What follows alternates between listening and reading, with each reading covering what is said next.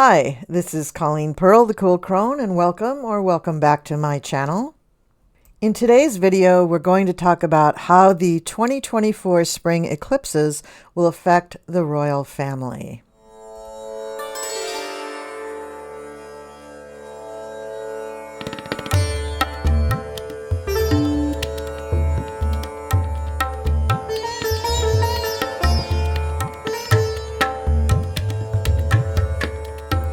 In this video, we're going to talk about King Charles III, Queen Camilla, Prince William, and Princess Catherine.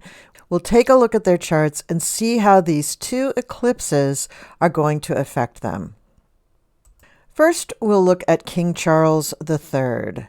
And the question that we're going to really be focusing on is, will his health improve? So here is his chart. And we can see that the eclipse planets are clustering up in his 9th house around his MC. Now the MC, which is in Aries, is the highest point of the chart in any chart. And the MC in whole sign houses can fall really anywhere along this path of these top 6 houses, but usually it's in the 9th, 10th, or 11th house. And for King Charles, it is in his 9th house. So 9th house issues are really, really important. Plus, his midheaven is at 13 degrees, so just about the middle of Aries. And the sign of Aries is the sign for me first. So imagine how patient he has had to be waiting for his kingship. So this is going to put a big spotlight on his kingship, but also 9th house matters like relations with foreign countries, even those within the Commonwealth. Because remember, the Commonwealth is still, I believe, like 70 countries across the globe. It's not just, England, the UK, and those areas. This is also going to put a spotlight on social media in general, anything in the 9th house. So this could include outer space, which, as we know, is a big interest of Charles's. Also, the publishing industry, the legal industry, alternative religions, another one of his favorite topics, and more progressive ways of looking at the world in general. Like, I know he's a big environmentalist. So the 9th house really has to do with things that are outside of your immediate sphere. So things that will affect other people in the world aside from just your immediate family and your immediate colleagues. So we look at other cultures, foreign languages, other cuisines, other ideas like other religions, other industries that affect big swaths of people like the media or publishing. These things get out pretty much to the world if they're successful. And so these are the things that are going to concern King Charles during this eclipse, even though we know that he is very ill. And so because he is very ill, this means that the world, publishing, outer space, all this stuff is really focused on him. Very interesting. So Venus is sitting on his Juno and Eris. So if we look at Venus here, this is one of the eclipse planets that's at 4 degrees of Aries. It's a little bit away from these others. These others are all grouped right around 19 degrees of Aries, but Venus is only at 4 degrees of Aries. And we see the symbol for Juno and the little word Eris here. They don't have a symbol that they put in this system, in this software. So now, what does this mean? Well, Juno in his natal chart, this represents his ideal partner, and Eris represents impulses that he has as far as being aggressive, not so much just like normal combative warlike things. Eris is the war goddess sister of Mars. So where Mars is all like knives and swords and bayonets and fighting and blood and things like that, Eris is more of the aggression that you use not just with your mind, but more feminine. Things that are subtle. Things that are maybe passive aggressive. But anyway, we have seen that Charles does do combat in this arena, in this ninth house arena. We have seen him defend himself. We've also seen him promote his ideas, which to many have seemed kind of outlandish. But with Venus here on top of the Juno and Eris, what we see is a beautiful highlight to his relationship with Camilla. Camilla obviously would be Juno, right? So Camilla obviously is his lifelong partner, and his Juno is at 1 degree of Aries. And so with Venus being so close there, and even before the eclipse, we will see this emphasized with him. So it just puts a nice spin on his relationship with Camilla. And I'm sure he's leaning on her a great deal through his illness, and she must be very worried about Charles. All right, moving on here. We have the Sun, Moon, Mercury, North Node, and Chiron all up here, very close, and transiting Eris, by the way, very close and just past his midheaven. So before the eclipse has happened, he will have a series of events, and we've already seen this where, you know, his illness has come into the news, his condition, so that he has had to cancel events and appearances and things. And so this has already started to affect his kingship. You would understand that because his midheaven is Aries, so of course it's going to affect him. Now, his health issues have been very, very worrisome. He has Saturn and Mars transiting his 8th house, and at the moment of the eclipse, they are connected to Black Moon Lilith. And this is not good. This is a void point. This is a point where in the 8th house, we will see things that are really, really hidden. And Black Moon Lilith is already dealing with issues that are hidden. So there is something going on here that we are not going to hear about.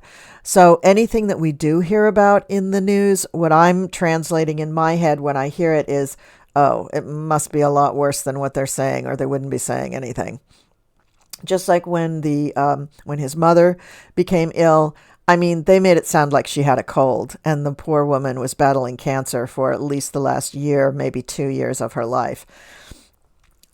Now, on his part, he may feel like the chickens have come home to roost, like this is the consequence of the way he's lived his life. He may feel very guilty, in other words. That's what Saturn will do to you.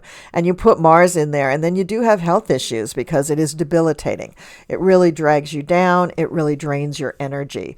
Also, these things are not quite in an exact opposition to Saturn, but by sign, they are opposing. And a few months earlier, probably when we heard about all of these health issues, they probably were in exact opposition to his Saturn in the 2nd house.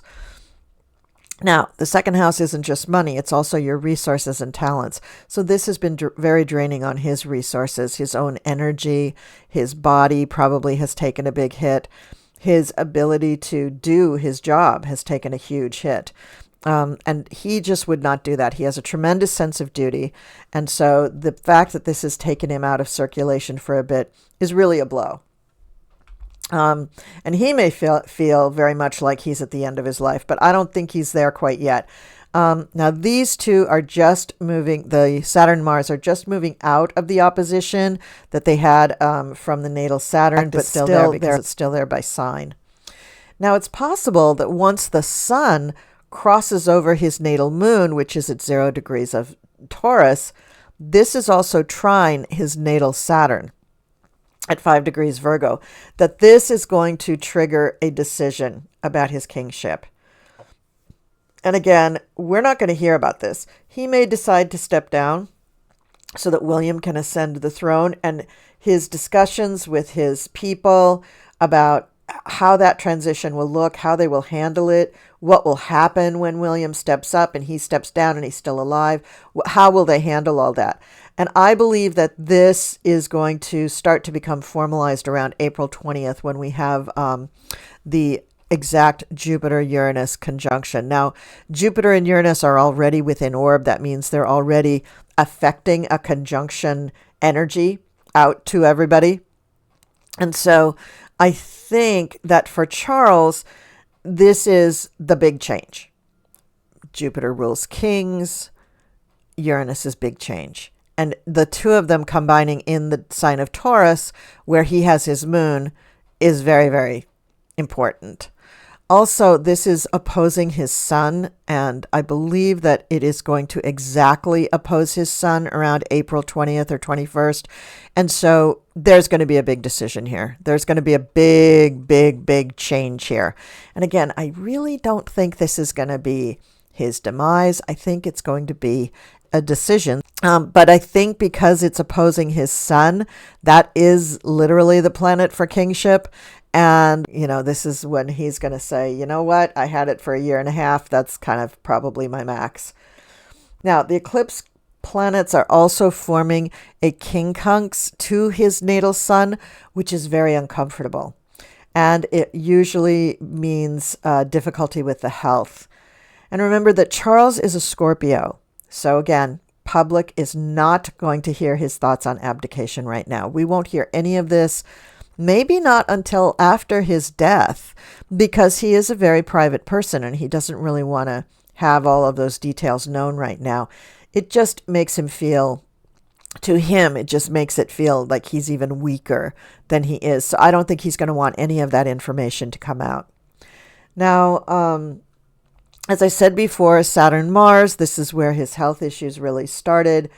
And unfortunately, with Mars conjuncting Saturn here, this may mean that his Cancer is very aggressive, and it could cause, from this period on, from end of March on, it could cause his health to deteriorate precipitously. And this is what is going to give him the impetus to change his plan about being king. With Jupiter in opposition to his sun, this is also not good for the health, even though Jupiter is an expander. When it's in an opposition position, and especially coupled with Uranus, which is also considered a malefic, this puts the trigger on the body. It's a drain of the energy on the body, which is what I'm seeing with the sun as his energy being drained by this change. And it's just going to cause him to feel terribly tired and weak. The Uranus and Jupiter are also quincunx his own Jupiter-Mars, which is down here, setting up a tug of war for his ability to enjoy life, to enjoy his children, to have fun. Because even though they're adults, his children will still be affected. His grandchildren even will be affected. So I don't see Charles checking out anytime soon, but I do see his health becoming really compromised, and his ability to perform his duties as king will be very compromised. And I do think that behind the scenes, they're going to start putting into practice a plan to transition William into the kingship. And that brings us to Camilla. So how's she doing? She takes care of Charles really well. They're best friends. They have been in a relationship pretty much since their, if not late teens, then early 20s. But I think it might even be their late teens. I mean, just obviously a huge love story in their life. So this is a big blow for her. So this is Camilla's chart for the eclipse, and as you can see, she has Leo rising just like Charles, and her midheaven is also in Aries in the 9th house, exactly like Charles. So these planets are hitting pretty much the same spots in the chart as Charles. The big difference is, though, Camilla is a Cancer, and she has these lovely planets in the 12th house that give her the ability to keep a secret, to do things behind closed doors. And that's where she really feels most comfortable, is behind closed doors. Good thing, because most of her relationship with Charles has been behind closed doors. This cluster of planets that are now just moving past her MC are putting her health, happiness, and general well-being out front and center in the public eye, even though there may not be much talk about it. The whole eclipse up here squares her own Sun, Moon, Mercury, and Venus, which causes a great deal of stress to her immediate world and the people she loves. With transiting Jupiter sextile her Sun and Mercury, she should be in a generous mood. However, the eclipse Jupiter, this one here, opposes her natal Jupiter, meaning that there is a bittersweet atmosphere about her life right now, and could also mean that she's given to inappropriate outbursts. And this would be understandable given all the stress that she's under and the possibility that her partner, who she finally has been able to be with, maybe leaving this world. So everything that she expresses probably will be behind closed doors, because we're talking about the signs of Taurus and Scorpio, and they're just not given to public displays of any kind. Now, Uranus is traveling close to Jupiter right now, as I said in the Charles sequence, that this conjunction becomes exact on about April 21st. And I think that is going to be a moment where she does have some sort of an outburst, but I hope it's not in public. It could be. I don't know. Now, Saturn and Mars are trining her moon and Venus here. So I would say that some long overdue gift, accolade, award, declaration, contract of some kind is coming due to her. This may be difficult for her to accept in the absence of having Charles by her side, and if the king's health were better with all this ninth house activity, I would say that foreign travel is on the books for her, but I really don't think that's the case. More than likely, this ninth house activity indicates an appearance on television or the internet, so that she can put the country and the world's worries to ease and, squelch rumors about the king. She is an unlikely spokesperson, but she is the highest ranking royal besides Charles, so it may be up to her. Remember that William is dealing with his own nightmares, so I don't think they're going to put him in front of a camera.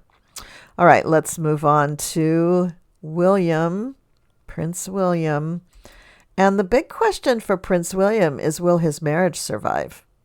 That is a real issue right now because there's so many rumors swirling about his behavior. All right, now let's look at William's chart. And this eclipse is really stressing the future king a great deal. In his heart, in his natal chart, we have Mars, Saturn, and Pluto all in his 10th house surrounding his midheaven, specifically Saturn surrounding his conjunct his midheaven, plus the moon. So he's got big power players here. He knows power and he knows how to wield it. Now, he's got the moon there, so intuitively he really knows how to make it work. And fortunately, this is all in the sign of Libra. Saturn is exalted in the sign of Libra, which is really good when it's this close to Pluto. If it were not in Libra, I would say that there's a good bet that he's an abusive person. But I feel like Saturn exalted in Libra is just perfect for him as a future king because it teaches him how to respect power and how to respect people. Mars in Libra is also good. It softens that Mars. It's not so aggressive. It's much more about negotiations and using your mind in order to get what you want out of your opponents.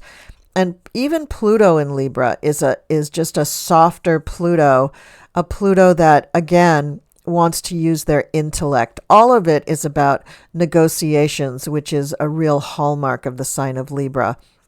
And having his midheaven in Libra in the 11th house also means that he's just very, very well aware of how important and powerful it is to work within groups to achieve your aims, that he's not going to be a megalomaniac when he's a king. He very much is going to be one that looks for consensus and a win for everybody at the table. And that moon in Libra there is really going to help him to achieve that. Now, opposing all of these 10th house planets are the eclipse planets: Sun, Moon, Mercury, Chiron, North Node, and Eris, and leading this stellium is Venus in Aries. So this is all the me energy. So the eclipse planets are in a range from 15 to 24 degrees of Aries, with Venus hanging outside at 4 degrees. And William's natal planets range from 3 to 29 degrees of Libra. So William is grappling with his own demons right now. Now, people have mentioned alcohol abuse. I do not see that. He does have Neptune conjunct Lilith, but that does not mean he's drowning his sorrows in the bottle. He's more likely to be a Lothario than a drunk. After all, the future king cannot be seen fallen down drunk outside the castle. He's got that Saturn in Libra. He's not going to let that happen. He is dedicated, dedicated, dedicated. That Saturn in Libra connected to his midheaven makes him super dedicated, super committed, reliable, disciplined, etc. He has an exalted sense of duty and responsibility. And this could actually make people around him sort of, make fun of him for his Boy Scout attitude. But nevertheless, this is a very well-placed planetary arrangement for a future king. Now, the transiting sun and moon are opposing his natal Pluto and moon, which is never a fun day. He'll be pushing up against authorities, even fantasy authorities, in his quest to prove himself right now when he's under stress. He doesn't normally do this, but with this big orchestra of planets opposing his big orchestra of planets, he's at odds with himself, and maybe that's why he's trying to prove himself. But nevertheless, the urge will be there, and he will act on them. Now, Mercury directly opposes his natal moon. Here's the Mercury of the eclipse. Here's the natal moon. As you can see, it's a direct line across the circle between the two of them. And so he may have trouble censoring his speech when it comes to emotional topics. So during this period surrounding the eclipse, and this is, maybe the first few days, after the first few days of April, so like maybe April 4th through maybe the 12th, they should keep him out of the public eye. Transiting Venus will oppose his natal Mars, which always makes things a little spicy but difficult. This is another transit that is going to spur him to have extramarital affairs, unfortunately. I think he does do extramarital affairs. It's just going to be how he diffuses his anger at his current situation, because they both thought that they had a lot more time before Charles would step down. And it's appearing day by day to be more imminent that Charles will have to abdicate and hand over the reins to William, and that's going to change their lives and their children's lives immeasurably. Saturn is squaring his natal sun. So Saturn and Mars are down here in Pisces. They are both squaring his natal sun, and Mercury in Gemini. So this could be a health challenge, but I think because we're dealing with his 7th house and his 4th house, so the 4th house deals with the home that you live in and the real estate that it's on and your family and domestic situation. And the 7th house deals with your partnerships, your marital partnerships, your business partnerships, even very deep friendships, and your open enemies. So this is really stressing his marriage. This is what is causing him to really have problems in his marriage. And, it could be that he's too aggressive in things. He just wants Kate to be fixed. He doesn't want to really allow her time, which is the Saturn conflict here. He does not want to allow her the time that she needs to convalesce, which would be really rude and ridiculous of him. But I'm just guessing at what it could be that's really stressing their marriage so much. It could be extramarital affairs that are stressing them, although this Mars Saturn squaring the sun doesn't really speak to that. I do think that he's probably going to have some kind of a fling to blow off steam, but I don't think that's really the basis of the problem with the marriage.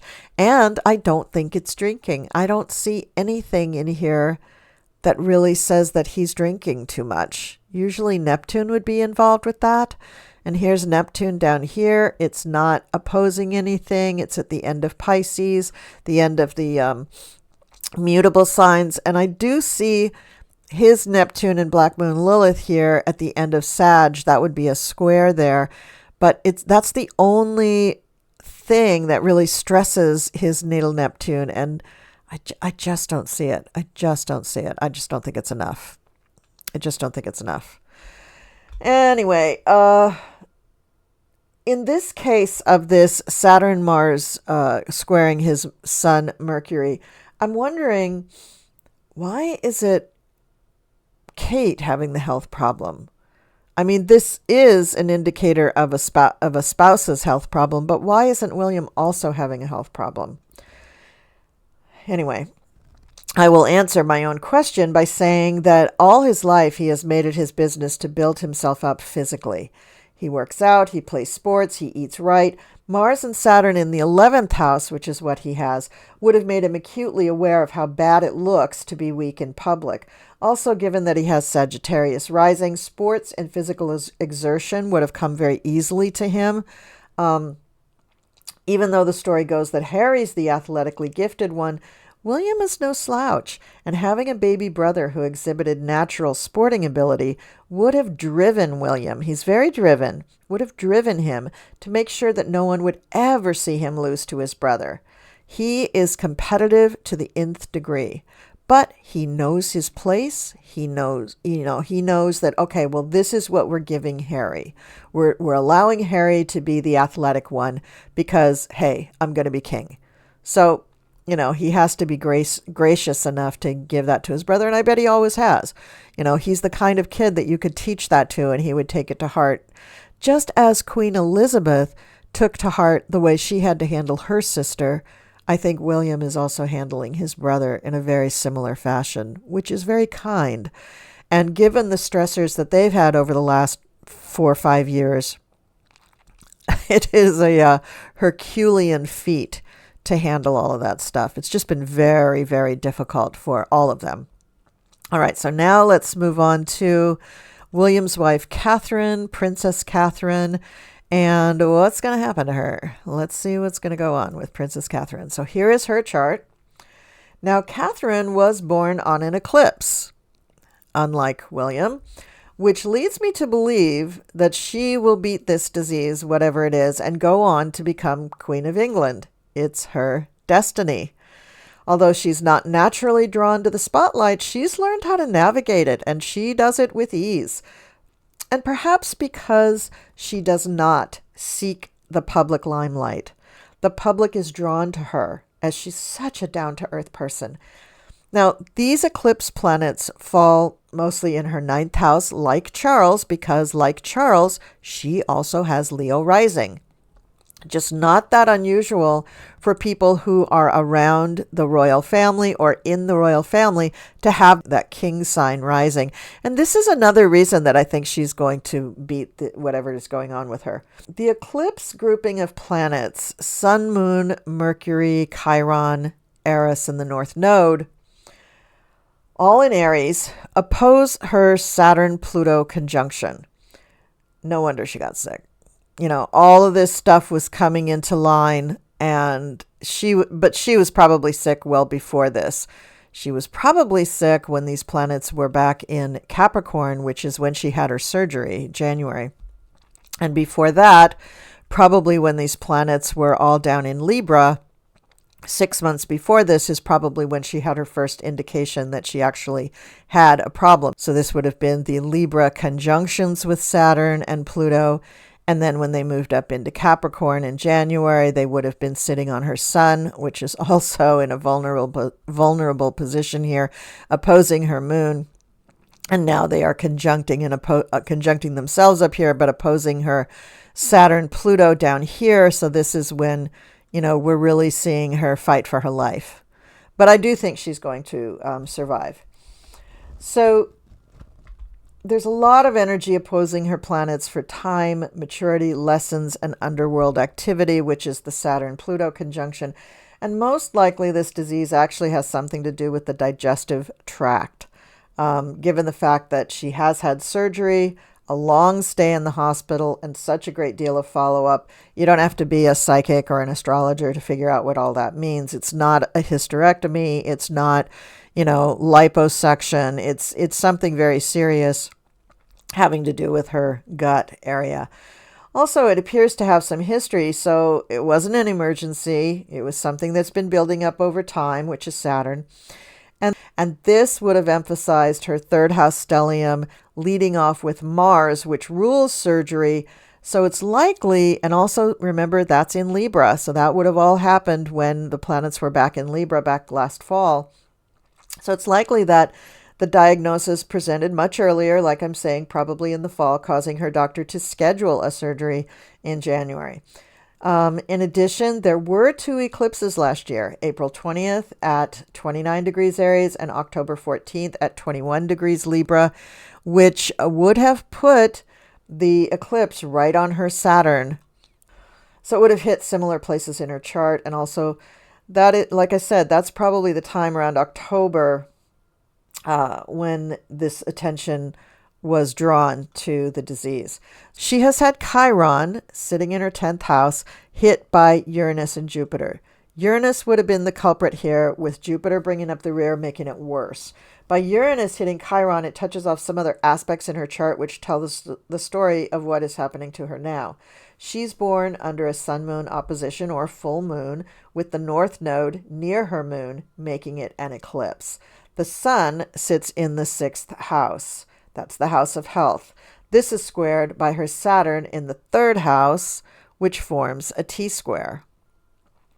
All it takes is something at 19 degrees in Aries, which was the eclipse last October, for her to complete a grand cross, which is with this stuff now coming up to the same degrees as we had last October, putting stress on her health. However, there's a good chance that when the sun goes into Taurus in the 2nd week of May and the sun comes up here into her 10th house, there's a good chance that she'll begin to recover and pull through. She is a strong person. She has the sun in the 6th house. That's a sign of great good health, as well as she has Leo rising. That's also great vitality. Her Chiron trines her sun, which should help her and give her the tools to heal herself and carry on rehabilitation of some kind. And that Chiron healing aspect is also spiritual. And I feel that this will be a time in her life where she does reach into the spiritual realm for solace and faith and help in, really sticking to some sort of rehabilitation program, and really furthers her convalescence on a spiritual level as well as a physical level. So I don't feel it is her time to go, but this disease will be a warning to the whole family that the legacy is a tenuous one. They should be grateful for what they have already experienced. I'm sure they already are. I feel actually it's more likely that she will outlive both the king and William. Now, Pluto has just begun a transit to her 7th house. That's her house of marriage. So it's likely that her marriage to William is about to be transformed. Pluto will spend 20 years there. But she has Venus and Mercury early in that 7th house. They're right here. And Pluto's coming up to those planets. So Pluto will affect this transformation within the next few years. So 2025 into like 2027, 2028, and a few years beyond maybe. Now, I was worried about Kate before I looked at this eclipse, but now I feel that she's going to recover. Although not until she's gone through a pretty grueling battle with this disease. And as I said before, this will also put her and William into a tailspin in their marriage. But the timing for this is really right, because they are both going to experience their Uranus oppositions at the same time, which activates Kundalini energy in their spines. So most married couples experience this at separate times because they're usually not the same age. Kate and William are fortunate to be the same age, so they're going to go through this together. The Uranus opposition is the transit that happens when transiting Uranus actually literally comes into opposition with your natal placement. And when this happens, you experience a midlife crisis, a true midlife crisis, not just a little mini, oh, what am I going to do with my life? But, oh my God, what has my life become? I need to break out of this and be the real me. It's the moment when a lot of marriages break up when this happens, because let's say the male in the marriage decides that, their wife has lost it. They're not attracted to them anymore. And they want a young girlfriend to prove that they're still young. They want to feel like they're still young and they can still do what they want. Or, I gave up sports cars a long time ago because I became a father. And so now I'm going to go buy a red sports car. Or for women, they may feel like, oh, he doesn't look at me in the same way. I'm going to go prove I'm a sexual being. And they become cougars and they have wild sex with 19-year-old boys. So the Uranus opposition can be a very difficult stressor on a marriage. But like I said, fortunately for these two, they're going to go through it together. And they're born about 6 months apart. So, Kate will probably start this process, and William, not wanting to have his marriage fall apart will probably follow pretty willingly. And also, they're both very duty bound. They're both very much ruled by responsibility and duty, and they're very committed to their marriage. So I would be very surprised if their marriage broke up over this, but I do think it's going to be very, very stressful.